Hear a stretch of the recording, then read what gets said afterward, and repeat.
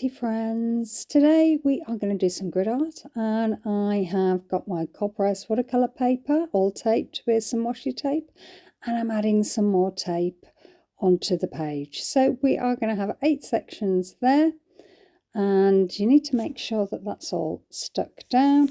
And the colours we're going to use, Viridian, we've got greenish yellow as well. We're going to keep it to a limited palette just because that's how I felt today. You might not want these colours, you might want other colours, you might want to add some and have lots of different colours, and that's fine. So I've got a very small brush. Usually I use a medium-sized brush for this kind of painting, but I thought, well, let's do something a little bit different by using this teeny tiny brush. And I'm using the shape of the brush to make the marks.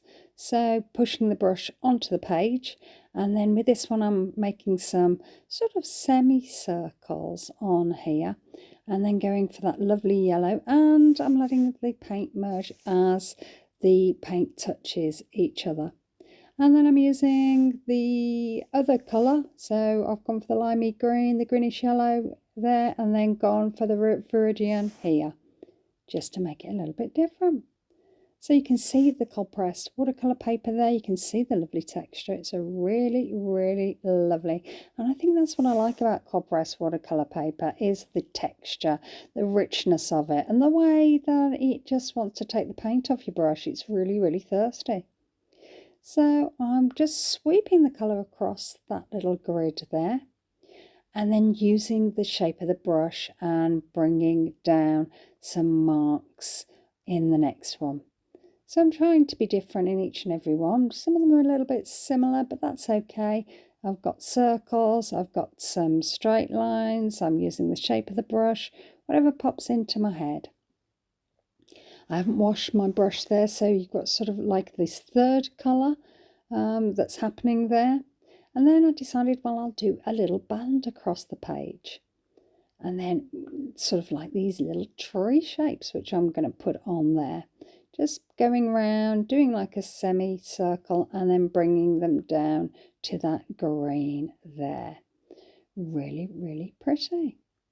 So once I've done all of that, I have moved on to the next section, and I'm doing some little round circles. I started off with the greenish yellow and then moved on to the Viridian, and just bringing them across this little section here, and just coming down to this right hand corner.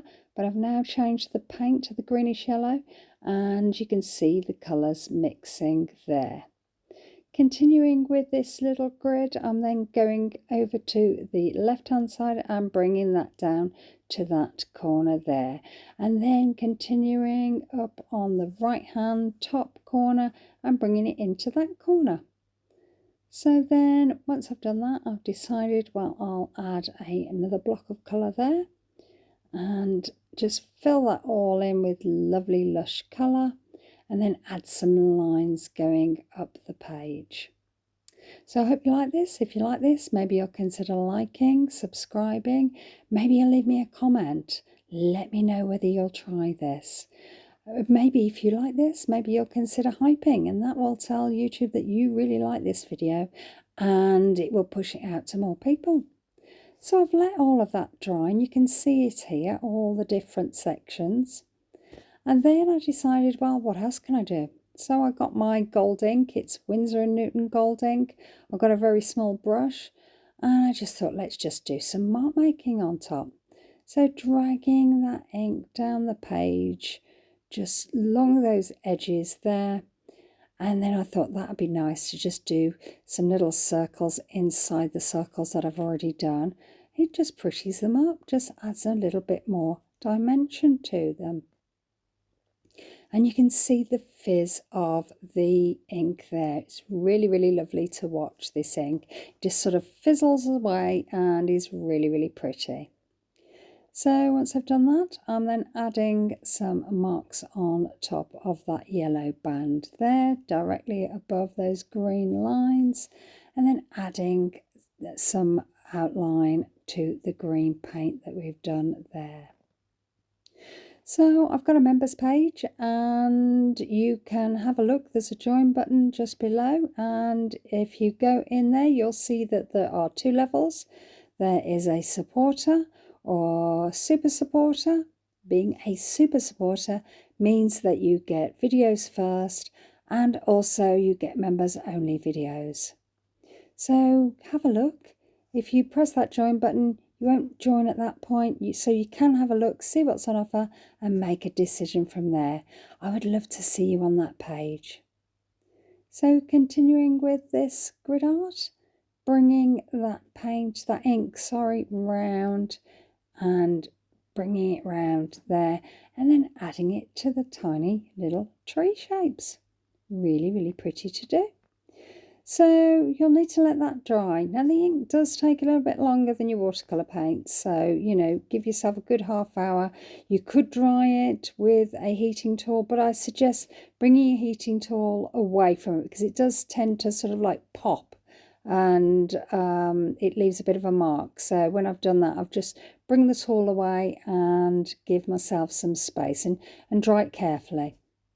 So once it's all nice and dry, I've grabbed some pens. I've got this is a black Posca pen, and I'm outlining some of those white shapes there.